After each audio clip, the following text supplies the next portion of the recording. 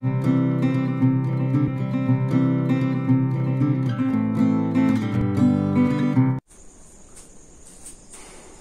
Morning student, দর্শন শাস্ত্র চ্যানেলে স্বাগত জানাই।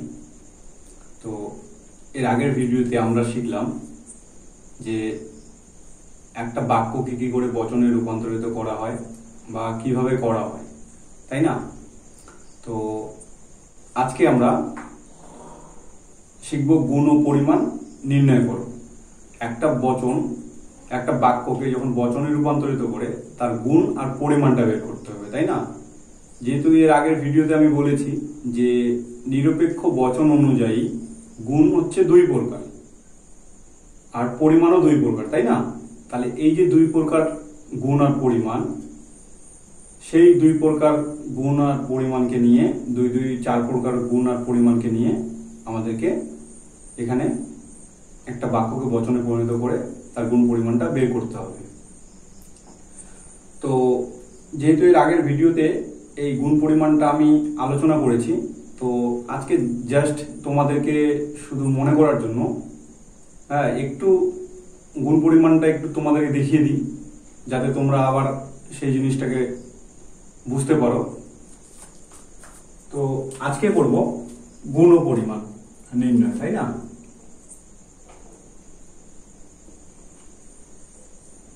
গুণ ও পরিমাণ।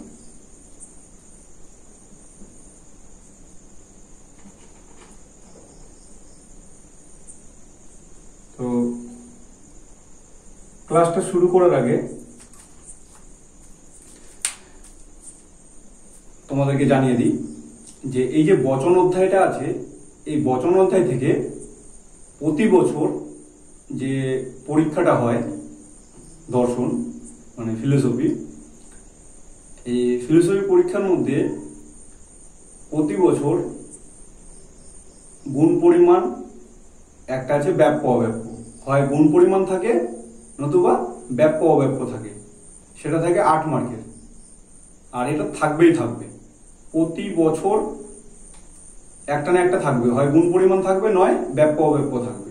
তো তোমাদেরকে এই ক্লাসটা একটু মনোযোগ সহকারে দেখতে হবে, যাতে তোমরা ভুলে না যাও ক্লাসটা, আর যাতে বচনগুলো করতে তোমাদের অসুবিধা না হয়।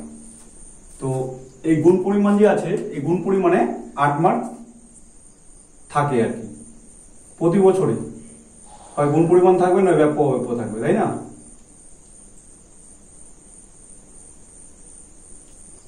এই 8 মার্ক থাকবে। তো একটু তোমাদেরকে মনে করার জন্য গুণ পরিমাণ গুণ অনুযায়ী বচন কয় প্রকার সেটা দেখিয়ে দিই। তো নিরপেক্ষ বচন অনুযায়ী গুণ হচ্ছে 2 প্রকার। গুণ হচ্ছে 2 প্রকার। একটা হচ্ছে সদর্থক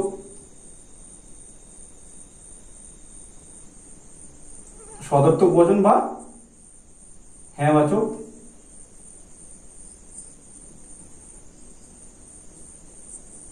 আর 2 নম্বর হচ্ছে নয়ার্থক বা নাবাচক। তাহলে সদর্থক বচন কোনগুলো? 4টা বচনের মধ্যে সদর্থক বচন কোন বচন? একটা হচ্ছে এ বচন আর আই বচন হচ্ছে সদর্থক বচন। আর নয়ার্থক বচন বা নাবাচক বচন কোনগুলো? ই বচন আর ও বচন, এটা হচ্ছে নয়ার্থক বচন। আর নিরপেক্ষ বচনের পরিমাণ অনুযায়ী বচন কয় প্রকার? পরিমাণ অনুযায়ীও বচন 2 প্রকার।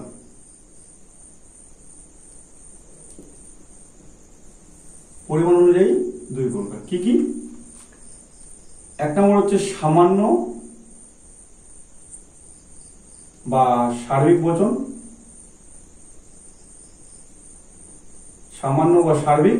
2 নম্বর হচ্ছে বিশেষ বা আংশিক, বিশেষ বা আংশিক।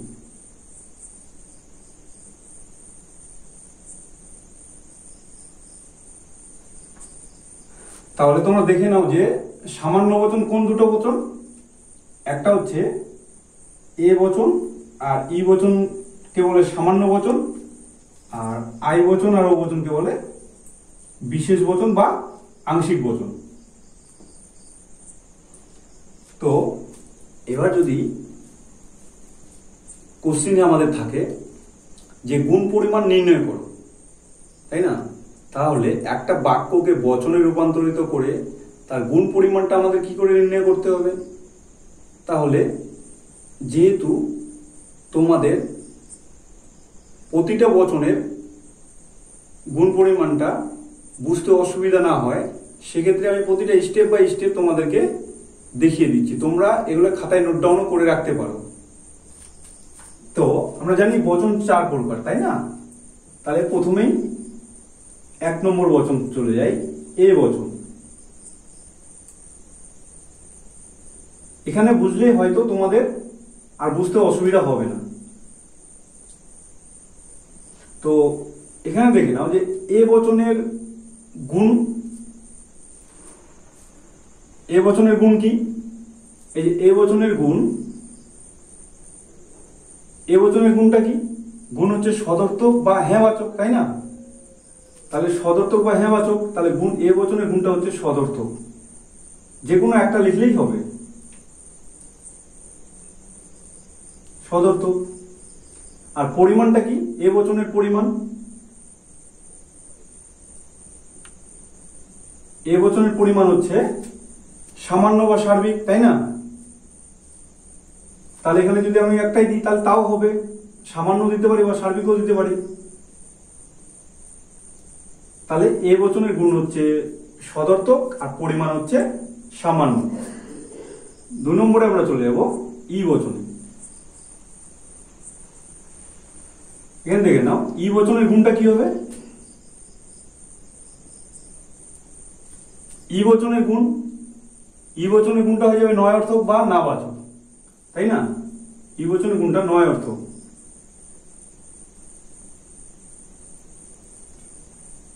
আর ই বচনের পরিমাণটা, ই বচনের পরিমাণটা হবে সামান্য।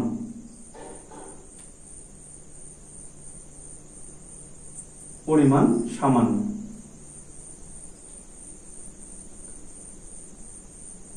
3 নম্বরে আই বচন। সেম আগের মতোই করব। আই বচনের গুণটা কি, আই বচনের গুণটা হবে সদর্থক, তাই না।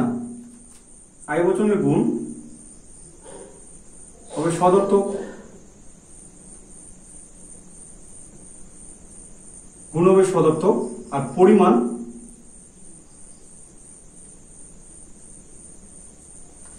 আই বচনের পরিমাণটা কি, বিশেষ বা আংশিক, তাই না, বিশেষ।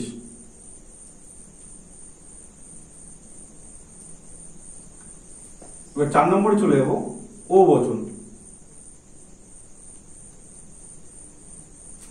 ও বচনের গুণটা কি,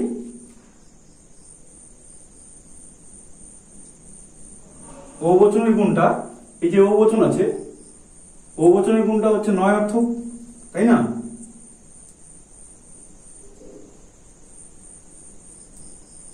ও বচনের গুণ নয় অর্থক। আর পরিমাণটা, ও বচনের পরিমাণ কি, বিশেষ।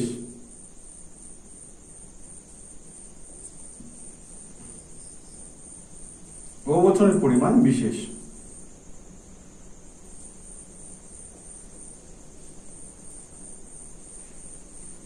তাহলে তোমরা যদি এই ছকটাকে মনে রাখতে পারো, তাহলে তোমাদের গুণ পরিমাণ করতে ভুল হবে না, আর খুব সহজেই তোমরা এখান থেকে 8 এ 8 পেয়ে যাবে। তো এবার কয়েকটা এক্সাম্পল দিয়ে তোমাদেরকে দেখিয়ে দিচ্ছি।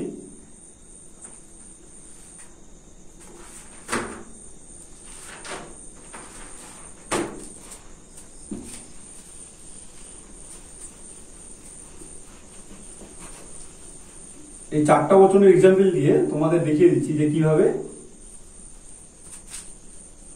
গুণ পরিমাণ নির্ণয় করা যায়।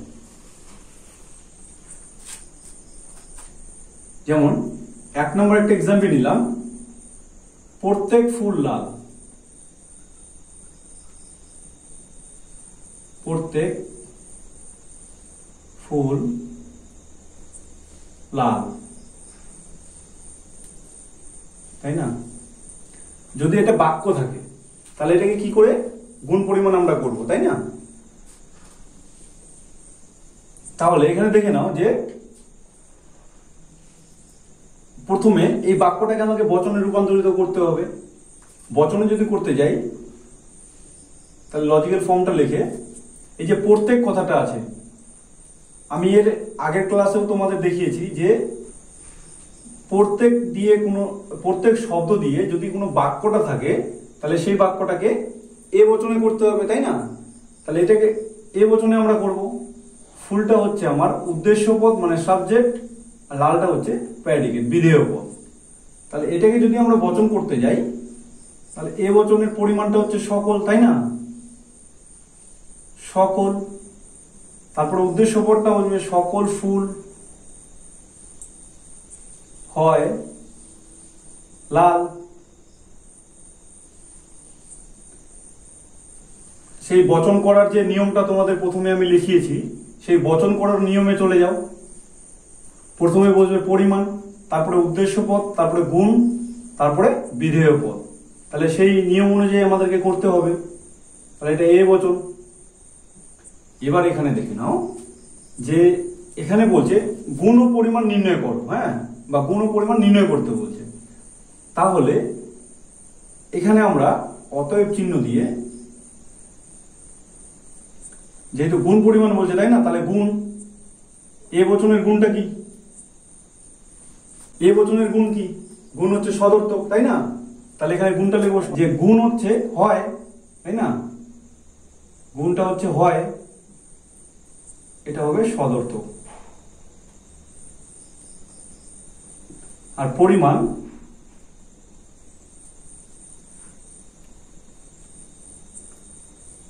তাহলে পরিমাণটা কি? পরিমাণটা হচ্ছে সকল, তাই না?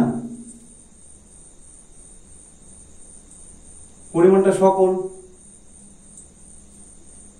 এই বচনের পরিমাণ কি আছে? সামান্য। তাহলে এখানে সামান্য কথাটা আমরা লিখব, সামান্য। তাহলে এখানে এক একটা বচনে 2 মার্ক করে থাকবে। বচনের জন্য 1 নাম্বার, গুণের জন্য হাফ নাম্বার, পরিমাণের জন্য হাফ নাম্বার। তো এই পুরো লজিকটাকে নিয়ে বা গুণ পরিমাণটা নির্ণয় করা নিয়ে থাকছে একটা বাক্যে 2 মার্ক করে, টোটাল থাকবে 4টা, 4টায় 8 নাম্বার। তো আমাদেরকে এইভাবে করতে হবে। তো পরবর্তী এক্সাম্পল দেখে নাও। তো এটা এ বচনের গুণ পরিমাণ আমরা বের করে নিলাম, তাই না? 2 নম্বরটা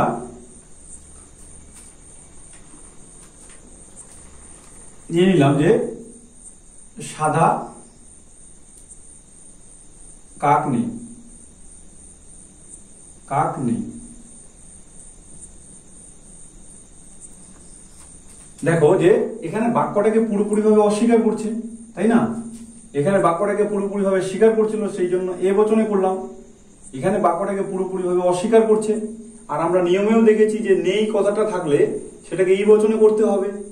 তাহলে এটা আমার ই বচনে হবে। তাহলে এটা যদি আমি এই বাক্যটাকে বচনে পরিণত করি তাহলে ই বচনের পরিমাণটা যেহেতু আমরা জানি যে কোনো, তাহলে কোনো কাক নয় সাদা, কোনো কাক নয় সাদা, এটা হলো ই বচন। আরেকটা কথা এখানে দেখে নাও, যেহেতু সাদাটা হচ্ছে আমার সাবজেক্ট, কাকটা হচ্ছে প্রেডিকেট, মানে এটা হচ্ছে উদ্দেশ্য পদ, এটা বিধেয় পদ। যেহেতু সাদা একটা রং, তাই কি না, আর কাক একটা এখানে প্রাণীকে বোঝাচ্ছে, সেহেতু আমাদেরকে বচনটা করার সময় কাকটাকে উদ্দেশ্য স্থানে নিয়ে আসতে হবে, আর এই সাদা কালারের যে একটা রং বলছে সেই রংটাকে আমরা বিধেয় স্থানে দিয়ে দিব। তাহলে আমাদের বাক্যটাকে পড়তে ভালো লাগবে বা বাক্যটা পরিপূর্ণ হবে। তো সেক্ষেত্রে আমরা উদ্দেশ্য বিধেয়টা চেঞ্জ করতে পারি। সেক্ষেত্রে উদ্দেশ্য বিধেয় চেঞ্জ করলে আমাদের লজিকের মধ্যে কোনো ভুল হবে না। তো এটা ই বচনে করলাম। এবার দেখে নাও যে ই বচনের গুণ পরিমাণ বের করতে বলছে, সেম আগের মতোই। তাহলে গুণটা গুণ লিখলাম সমান সমান, তাহলে গুণটা কি আছে 9, তাই না? তাহলে এখানে 9 লিখবো। তাহলে ই বচনের গুণটা কি? এই যে গুণ, ই বচনের হচ্ছে 9 অর্থ, তাই না? গুণ 9 অর্থ। আর পরিমাণটা কি? পরিমাণটা কি আছে? কোন।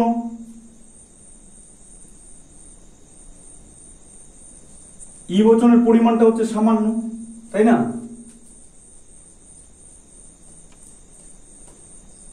তোমরা যদি এইভাবে করো লজিকটা, তাহলে তোমাদের একটা লজিকও ভুল হবে না। তাহলে এখানে দেখো যে পরিমাণটা হলো সামান্য ই বচনের। এবার একটা আই বচনের এক্সাম্পল নিই। যেমন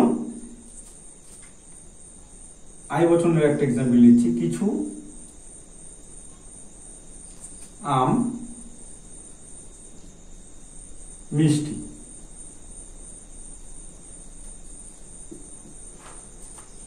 এই যে এখানে কিছু কথাটা বলছে, তাই না? আমরা যদি বচন করার নিয়মে দেখি যে কিছু কথাটা থাকলে সেক্ষেত্রে বাক্যটা যদি সদর্থক হয় সেটাকে আমাকে আই বচনে রূপান্তরিত করতে হচ্ছে। কিন্তু নিয়ম ছাড়াও যদি আমি বচনের যে আগের নিয়মটা করব, মানে বচন সাজানোর নিয়মে যে বুঝিয়েছিলাম যে বাক্যটাকে যদি আংশিকভাবে স্বীকার করে বা অল্প সংখ্যক কিছু যদি থেকে যায় তাহলে সেটাকে আই বচনে করতে হবে যদি বাক্যটা সদর্থক হয়। যেমন এখানে বলছে কিছু আম মিষ্টি, এখানে কিছু আম বলতে 100টা আমের মধ্যে কিছু আমের কথা বলছে, বাট আরো তো কিছু আম আছে যেগুলা টক, তাই না? তাহলে আমরা ওই বচন সাজানোর নিয়ম অনুযায়ীও করতে পারি বা আমরা এই নিয়ম অনুযায়ীও করি, তাহলে এই বাক্যটাকে আমাদেরকে আই বচনে করতে হবে। যেমন এখানে আছে কিছু আম মিষ্টি, তাহলে এটা যদি বচন করি তাহলে বচনটা হবে কোনো কোনো আম হয় মিষ্টি। এটা আই বচন। তো এভাবে করতে হবে। তো এবার আই বচনে গুণ পরিমাণ বের করব। তাহলে আই বচনে গুণটা কি আছে? গুণ হয় আছে, তাই না? তাহলে হয়, আমরা এখানে নিয়মে চলে আসবো যাতে আমাদের লজিকটা ভুল না হয়। আই বচনে গুণটা আছে সদর্থক, তাই না? তাহলে এখানে সদর্থক দিব, সদর্থক। আর পরিমাণটা কি আছে?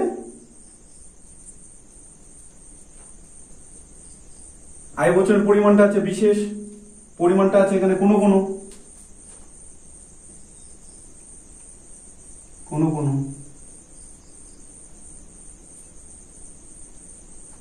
পরিমাণটা হবে বিশেষ বা আংশিক।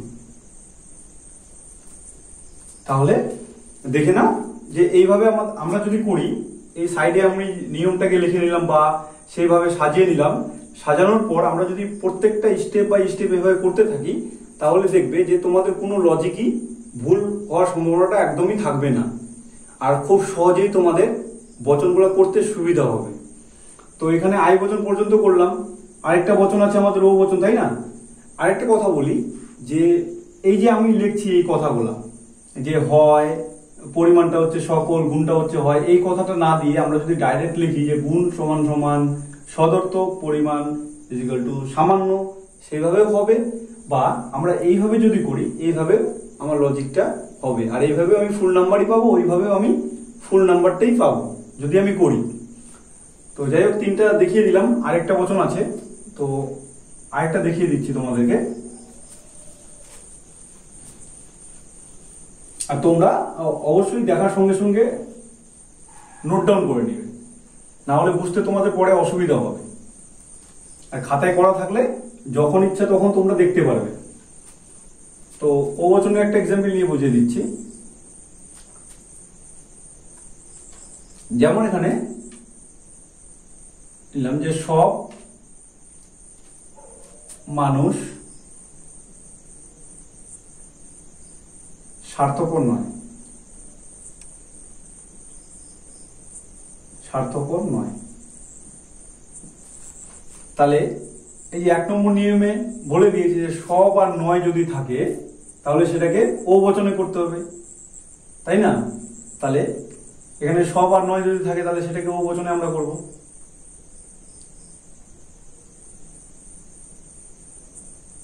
তাহলে ও বচনের পরিমাণটাও কোনো কোনো মানুষ নয় স্বার্থপর হলো ও বচন। তাহলে এবার দেখে নাও যে ও বচনের গুণটা কি আছে।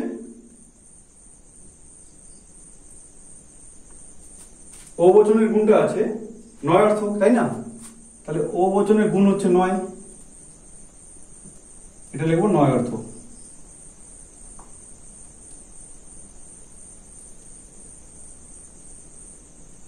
নয় অর্থক। আর পরিমাণটা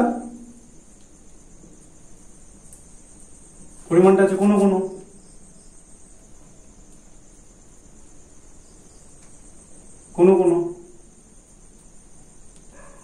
তাহলে ও বচনের পরিমাণটা আছে বিশেষ, তাই না? তাহলে এখানে বিশেষ কথাটা লিখবো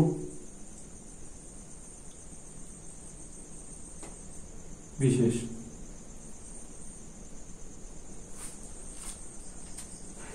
তাহলে বুঝতে পারলে যে গুণ পরিমাণ কি করে নির্ণয় করতে হবে। তো এখানে 8 মার্ক থাকবে। তোমরা এখান থেকে যদি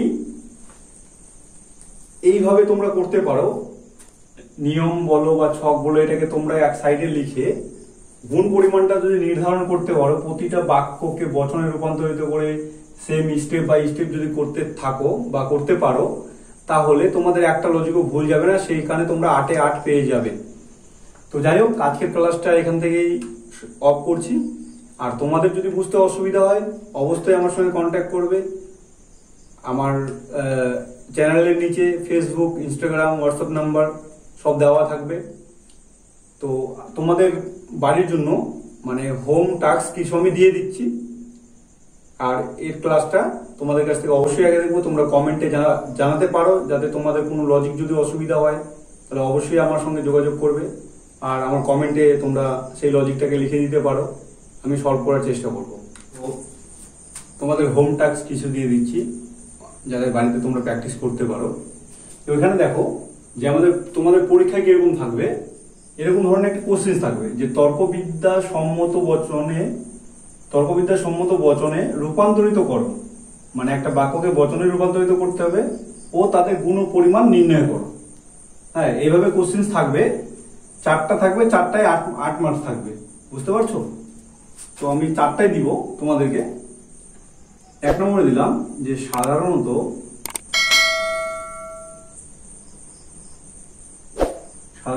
মানুষ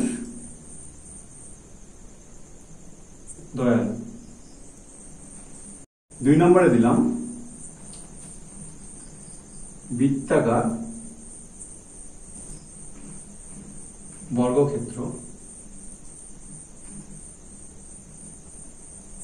নেই। 3 নম্বরে ব্যবসায়ীরা কদাচিৎ সৎ।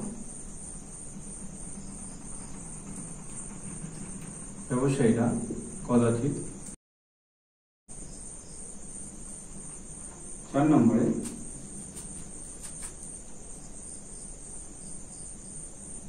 কেবলমাত্র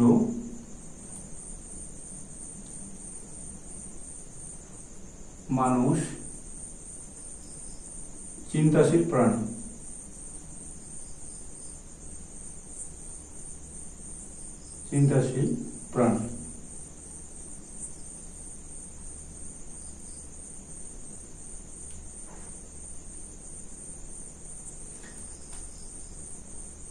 তো এই 4টা বচন তোমাদেরকে দিলাম। এই 4টা বচনের গুণ পরিমাণ নির্ণয় করো, একটা বাক্যকে বচনে রূপান্তরিত করো। তোমরা অবশ্যই প্র্যাকটিস করবে যাতে তোমাদের অসুবিধা না হয়। এর পরের দিন অবশ্যই আমি তোমাদের কাছ থেকে এই 4টা বচনের ফিডব্যাক নিব, যাতে তোমাদের কারো একটাও লজিক ভুল না হয়। তো আজকে এখানে ক্লাস আমরা সমাপ্ত করলাম। এর পরবর্তী ক্লাসে অবশ্যই আমি এই 4টা বচনের সলিউশন করে দিব তোমাদেরকে।